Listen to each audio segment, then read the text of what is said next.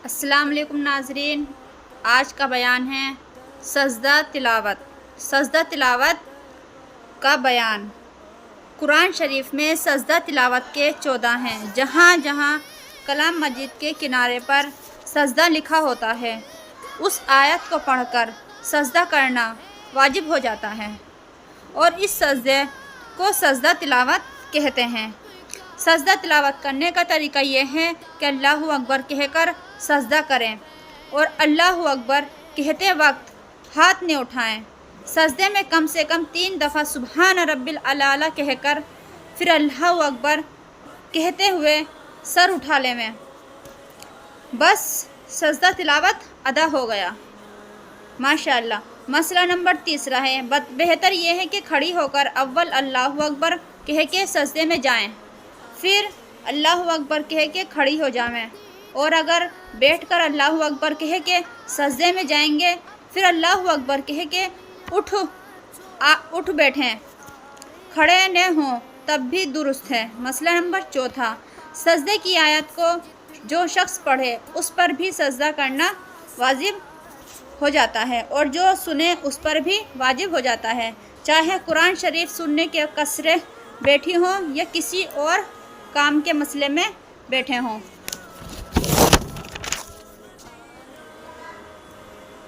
और बगैर कसरे के सजदे की आयत सुन ली हो, इसलिए बेहतर यह है कि सजदे को आहिस्ता आहिस्ता से पढ़ें ताकि किसी को और ऊपर सजदा वाजिब ना हो। जैसे अपने मन में पढ़ लो कि जैसे सजदे की आयत लिखी होती है तो नीचे एक लंबी सी लकीर लिखी होती है, तो उसको अपने ही मन में पढ़ लो तो दूसरे पे सजदा वाजिब नहीं होगा। अपने आप पढ़ लोगे मन में तो सजदा वाजिब तब भी नहीं होगा। जो चीज़ें नमाज के लिए शर्त है वो सजदा तिलावत के लिए भी शर्त है, यानी वज़ू का होना, जगह का पाक होना, बदन और कपड़े का पाक होना, किबले की तरफ सजदा करना और वगैरह वगैरह। मसला 6, जिस तरह नमाज का सजदा किया जाता है उसी तरह सजदा तिलावत भी करना चाहिए। बाज़ औरतें कुरान शरीफ ही पर सजदा कर लेती हैं, ऐसा सजदा अदा नहीं होता है। जो नमाज में सजदा किया जाता है उसी नमाज में सजदे को अदा करना चाहिए। सजदा तिलावत भी करना चाहिए। बाज़ औरतें कुरान शरीफ में सजदा कर लेती हैं, इससे सजदा अदा नहीं होता है और सर से नहीं उतरता, अपने सर पे एक भार सा हो जाता है। मसला नंबर 7 है, अगर किसी का वज़ू उस वक्त नहीं हो तो फिर किसी वक्त वज़ू करें, फिर वज़ू करें क्योंकि शायद बाद में याद ना रहे। मसला नंबर 8, अगर किसी के ज़िम्मे बहुत से सजदे तिलावत के बाकी हों, अब तक अदा न किए हों तो अब अदा करें। उम्र भर में कभी ना कभी अदा कर लेने चाहिए। अगर कभी अदा ना करेंगे तो गुनहगार हो जाएंगे, क्योंकि सजदे तिलावत करना बहुत ज़रूरी है। हमारे ऊपर अगर सजदे तिलावत का भार रहेगा तो हम गुनहगार हो जाएंगे। मसला नंबर 9, अगर हैज़ या निफास के हालत में किसी से किसी सजदा की आयत सुन ली हो तो उस पर सजदा वाजिब नहीं हुआ। हैज़ की हालत में सजदा वाजिब नहीं होता है, और अगर ऐसी हालत में सुना जबकि इस पर नहाना वाजिब था तो नहाने के बाद सजदा करना वाजिब है।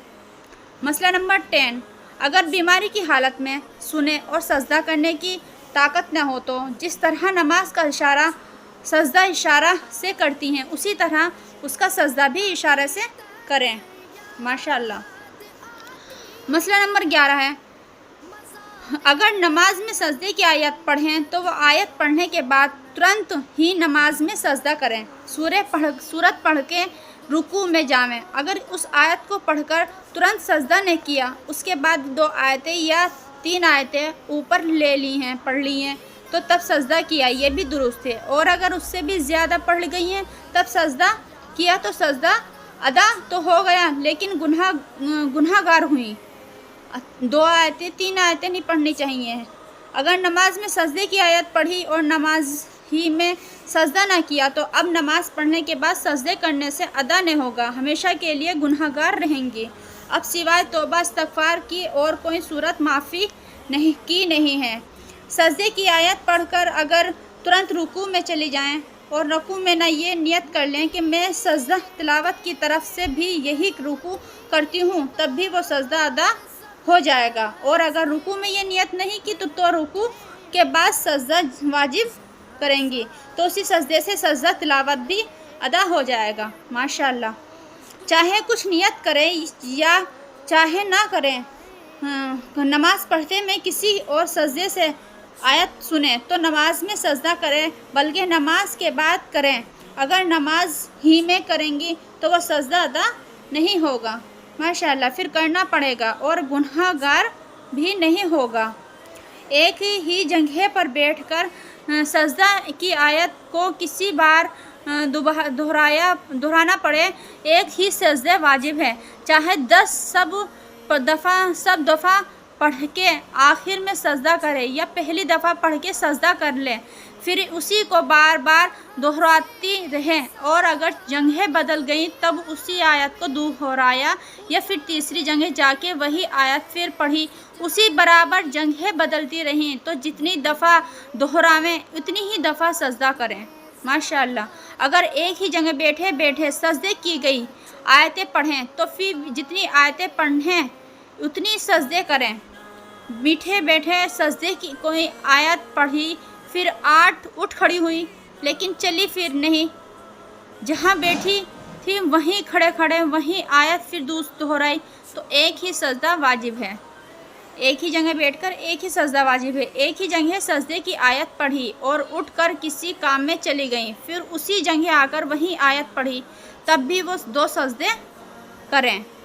एक जगह बैठे बैठे सजदे की कोई आयत पढ़ी, फिर जब कुरान मजीद की तिलावत कर चली तो उसी जगह बैठे बैठे किसी और काम में लग गई, जैसे खाना खाने लगी या सीने पर परोने लगी या फिर किसी और काम में लग गई या बच्चे को दूध पिलाने लगी या उसके बाद कुछ भी काम में लग गई, फिर वही आयत उसी जगह पढ़ी, तब भी 2 सजदे आप पर वाजिब हो गए। माशाअल्लाह। और जब कोई और काम करने लगी तो ऐसा समझेंगे कि जगह बदल गई। एक कोठरी या दालान के एक कोने में सजदे की कोई आयत पढ़ी और फिर दूसरे कोने में जाकर वही आयत पढ़ी, तब भी एक सजदा ही काफ़ी है, चाहे जितनी दफ़ा पढ़ा। अलबत्ता अगर दूसरे काम में लग जाने के बाद वही आयत पढ़ेगी तो दूसरा सजदा करना पड़ेगा। फिर तीसरा काम में लगने लगी तो बाद अगर पढ़ेंगी तो तीसरा सजदा वाजिब हो जाएगा। माशाअल्लाह। अगर बड़ा घर हो तो दूसरे कोने में जाकर दोहराने से दूसरा सजदा वाजिब होगा और तीसरे कोने पर तीसरा सजदा। मसलन यह है कि मस्जिद का भी यही हुक्म है जो एक कोठरी का हुक्म है।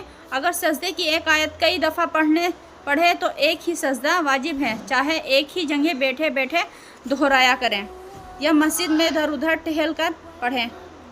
अगर नमाज में सजदे की एक ही आयत को कई दफ़ा पढ़े तब भी एक ही वह सजदा वाजिब है। माशाअल्लाह। सजदे की कोई आयत पढ़ी और सजदा नहीं किया, फिर उसी जगह नियत बांध ली और वही आयत फिर नमाज पढ़ी और नमाज में सजदा तिलावत किया, तो यही सजदा काफ़ी है। दोनों सजदे इसी अदा हो जाएंगे। माशाअल्लाह। अगर आपको मेरी वीडियो अच्छी लगी हो तो प्लीज़ मेरे चैनल को सब्सक्राइब कीजिए और फॉलो कीजिए और आगे शेयर कीजिए। अस्सलाम वालेकुम। दुआ में याद रखिएगा। अल्लाह हाफिज़। दुआ में शब्बा खैर।